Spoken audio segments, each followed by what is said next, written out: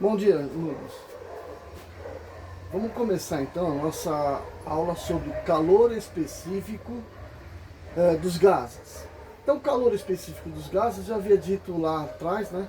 Teria que ser uma aula separada, diferente das outras, porque não é igual aos líquidos ou o calor específico dos sólidos, que é mais fácil de se determinar. Aqui é uma situação, aliás, há situações que o calor específico parece não ser o mesmo. Então, de fato, é isso que nós vamos verificar. Vamos supor que eu tenho dois recipientes idênticos, represando a mesma quantidade de gás, que é o mesmo gás, né? Então aqui é o mesmo gás, temos a mesma quantidade de gás, a mesma massa, mesmo número de mols. Só que esse aqui, o êmbolo, ele está travado aqui, ó. Está travado, tem umas travinhas segurando o êmbolo para manter o volume fixo. O DK não, o êmbolo é solto, né? Então o gás pode se expandir e empurrar o êmbolo para cima. E aí o que vai se acontecer? Fornece calor para os dois. Igualzinho, na mesma proporção, durante o mesmo tempo, a mesma quantidade de calor. E mede-se então a temperatura de cada um deles. O que acontece? Este daqui vai estar com temperatura mais baixa do que este. Ué, mas por quê, né? Porque é o mesmo gás, por que ele recebeu a mesma quantidade de calor, por que um esquentou mais que o outro? Né? É a mesma massa, o que aconteceu? Então a explicação para isso é a seguinte. Aqui o gás está represado, ele não pode se expandir. Então à medida que o calor vai sendo fornecido, aumenta a energia cinética,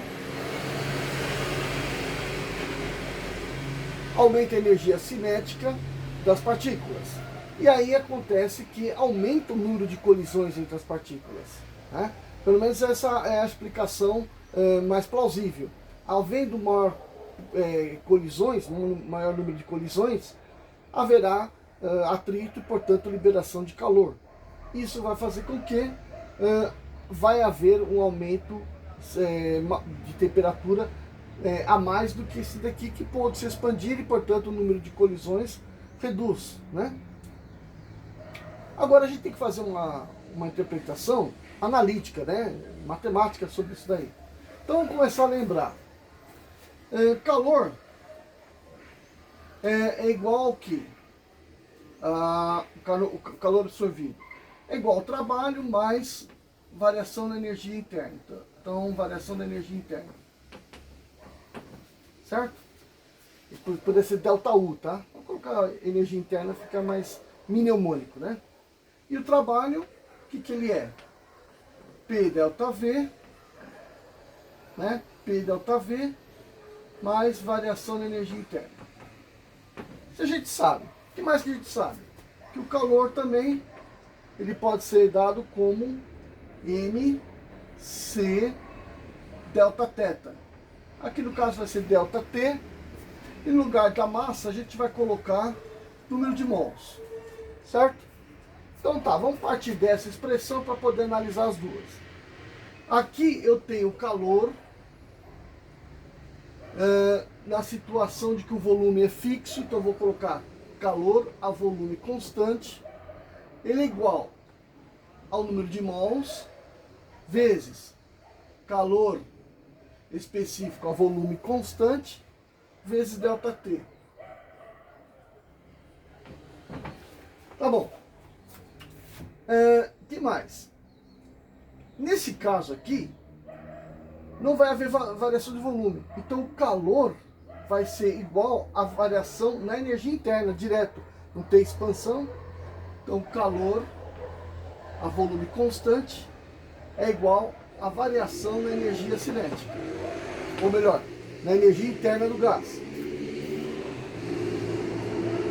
A gente sabe também que a energia interna ela é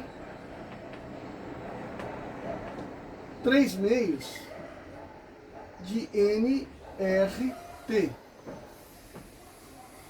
Então o que eu tenho aqui? Eu tenho que o calor, que é isso, ele é igual a isso aqui, então portanto é igual a isso. Então, N CV delta T é igual a 3 meios de N R. Aqui eu vou colocar delta T também, né? Variação delta T. O que eu vejo aqui? Que eu tenho delta T dos dois lados, tenho o número de mols dos dois lados, portanto o calor a volume constante equivale a 3 meios da constante universal dos gases, R.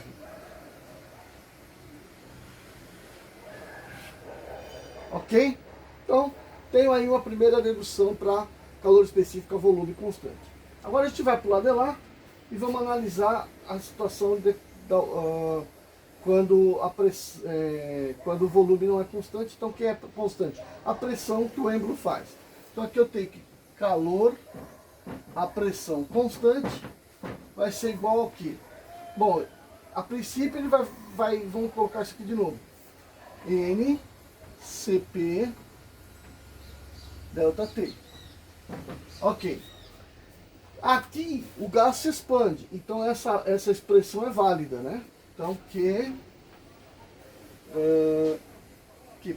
P é igual a P delta V mais energia interna. Então vamos lembrar aqui, ó, PV, aliás, P delta V, que é a mesma coisa que PV é igual a quê? A nRT, pela equação do Avogadro. Então PV é igual a N R delta T. Então aqui eu vou substituir por isto. E aqui eu vou substituir pelo quê? 3 vezes de nRT. Então eu tenho que calor QP, ele é igual a NR delta T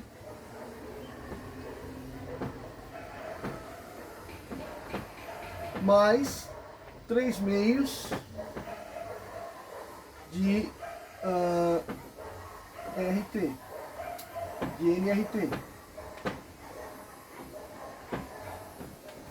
Esse QP, o problema é que falta um pouco de lousa aqui, né? Esse QP, ele é igual ao quê? Ele é lá, NC P delta T. Então agora eu tenho uma situação que eu posso verificar que muita coisa pode ser cortada aí, ó. Número de mols está nos 3, posso cortar. Delta T está nos 2, aliás, está nos 3, posso cortar. Aí sobrou o quê? Que o CP, ou seja, o calor específico, a pressão constante, equivale a R mais 3 meios de R. Mais 3 meios de R, a gente sabe que é o calor específico a volume constante. Então, morando as conversas, o calor específico à pressão constante, que é esse aqui, ele equivale a R, ou melhor, a CV mais R. Então ele é um calor específico maior, portanto absorve mais calor. Ele é igual ao calor específico a volume constante, mais a constante universal dos gases. Olha que interessante, né? Como ela aparece várias vezes. Então isso aí vale sempre? Bom, tem as suas nuances, né? Então a gente está pensando aqui no gás monoatômico, né? Por exemplo, todos os gases nobres, né? Ou se a gente conseguir ter um gás que é formado só de um átomo, né? de um único átomo, e aí, portanto, você vai ter exatamente isso daí. Na situação na qual você já tem um gás diatômico, né? Por exemplo, H2, O2, N2, né? Então, isso aqui é muito próximo de ser certo, né? De ser válido.